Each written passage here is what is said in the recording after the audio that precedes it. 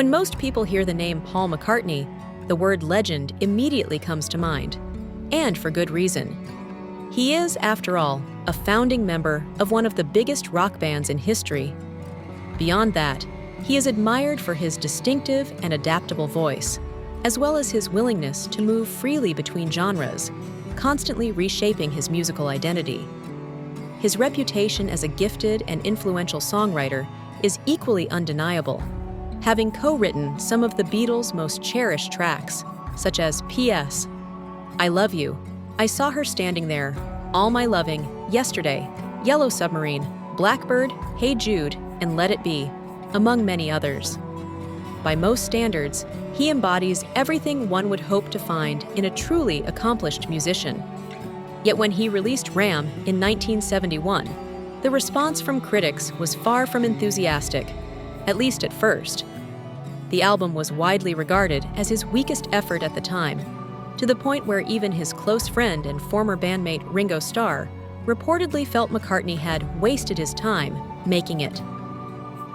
After the Beatles officially split in 1970, each member set out on an individual creative journey, all of them going on to establish successful solo careers.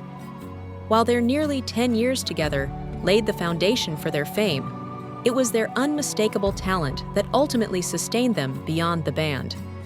McCartney, especially, already had a reputation as a prolific songwriter and skilled multi-instrumentalist.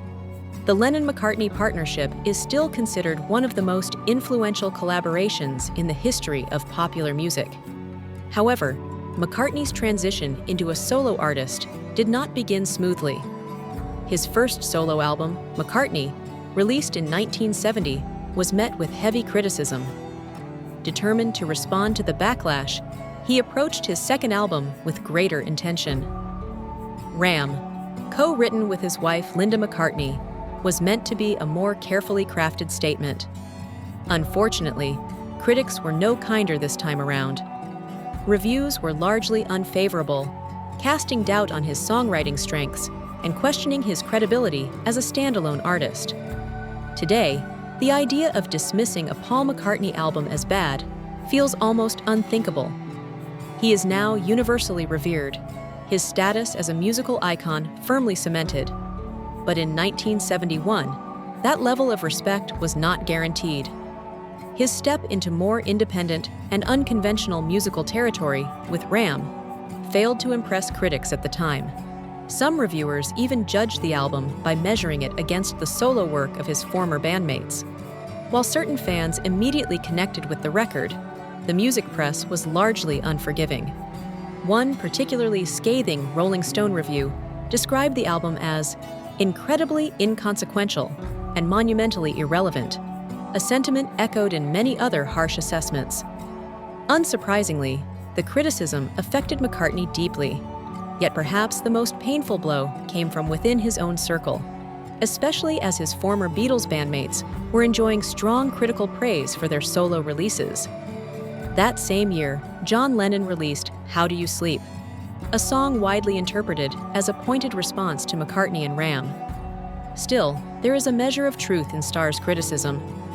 Ram did mark a departure into more unusual and unpredictable territory for McCartney, but that experimentation is exactly what gives the album its lasting appeal. Created in collaboration with Linda, Ram showcased McCartney's eagerness to push boundaries and test new ideas. Rather than playing it safe, he embraced creative risk, even if it meant alienating critics. The album was never truly weak, though it is understandable why reviewers at the time struggled with it. Its ideas were bold, perhaps too unconventional for the era in which it was released. Over time, however, perceptions changed dramatically. Today, Ram is frequently cited as one of the strongest albums McCartney ever made, a complete reversal from the early judgments that once branded it his worst effort. Ram was, above all, an album ahead of its time. Eventually, it received the appreciation it had long been denied. If the record proves anything, it is that first impressions from critics are rarely definitive. What truly matters is how music endures. Although Ram initially faced widespread critical rejection, it later became a fan favorite, with many listeners ranking it among McCartney's finest solo works. Some even argue it stands as the best solo album released by any former Beatle.